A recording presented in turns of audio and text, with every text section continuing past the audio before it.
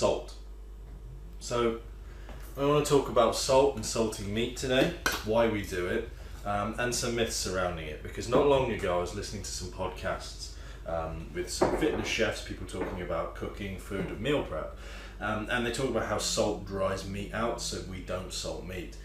I have a different take on that based on chemistry as to why we salt meat and how that works to make meat taste much nicer. So, and I'm going to show you too. I have got two incredibly tasty porterhouse steaks from a local butcher close by to me, Perry's of Eccleshall.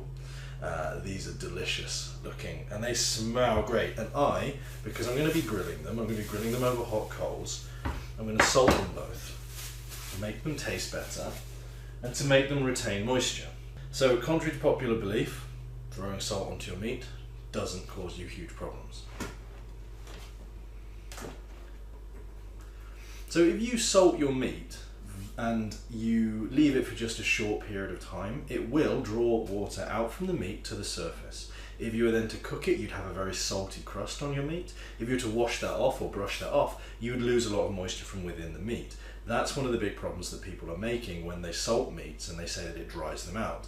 You have to salt your meat for quite a while before you actually cook it. So if I salt these now, what will happen over a short period of time, even now, you'll see it happening on the surface of the meat, it will start to break down, become shiny, and turn into a slightly salty slurry on the surface of the meat. That's absolutely fine. All chemical elements, all compounds have electrical charges. They interact differently with water, with other ones. The other thing that happens when you salt meat, as the meat breaks, as the water comes from the meat and the salt breaks down and the slurry forms, it then starts to interact with the proteins on the surface of the meat and within the entered layers of the meat.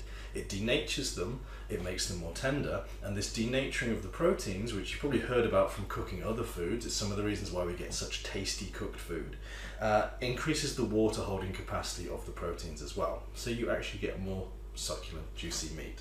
So what happens is the water breaks down and this is drawn to the surface of the meat here. It then turns into this slurry, then given time, the meat then reabsorbs it and it goes back inside.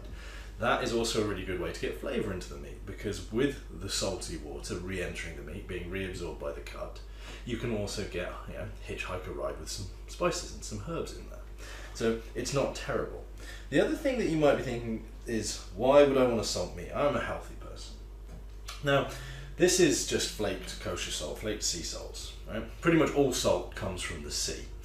The thing with that is table salt, which is synthesized, doesn't come from the sea. We have to iodize our table salts because of how they're produced. It's not unusual, it's not unheard of to see people who are very healthy eaters, very health conscious, preparing all their food from scratch, using lots of nice fresh vegetables, prime cuts of meat, to completely eschew salting and stop salting anything. That's one of the few sources that we get iodine from in our diet. If we're not eating things like seaweed and seafood source vegetables, then it's unlikely that we get a huge amount of iodine. And it's not unheard of to see these very well-meaning people having very low iodine intakes, and iodine is crucial for thyroid health. So, it's not going to kill you. If you're eating a healthy quantity of meat, not a huge amount week in, week out, you're eating decent quality, and you're salting it to make it taste better, you generally are very unlikely to have anything to worry about.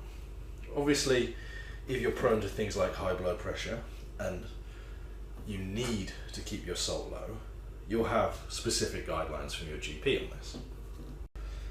Some people also refer to this as dry brining their meat, adding this salt, as much as you would if you were seasoning it, to the outside of the meat. As the water is drawn out from the surface of the meat to the salt, it breaks the salt down, sodium chloride, plus the water molecules break down, you get a sort of slurry forming.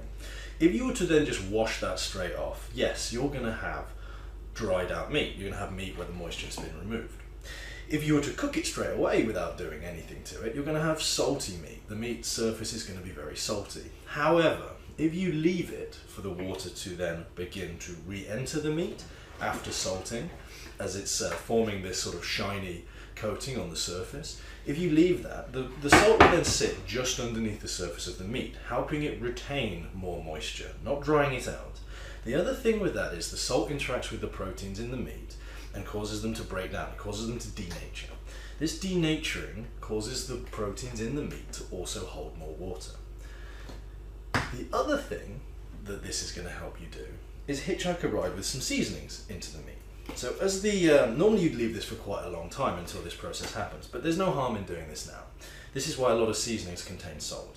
As this salt is starting to break down, I will put a small amount of garlic powder on the outside of my steak as well. I don't want to spoil it. These are going to be absolutely delicious. Like I've said, they're porterhouse steaks from a local butcher, Perry's, and they smell fantastic.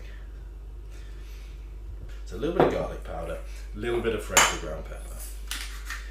That is all you really need to make a steak absolutely delicious. So in summary, very, very quick biochem lesson on salt. Salt your meat. Leave it to rest. Then cook it. Don't salt and cook. Don't salt and wash. And then cook.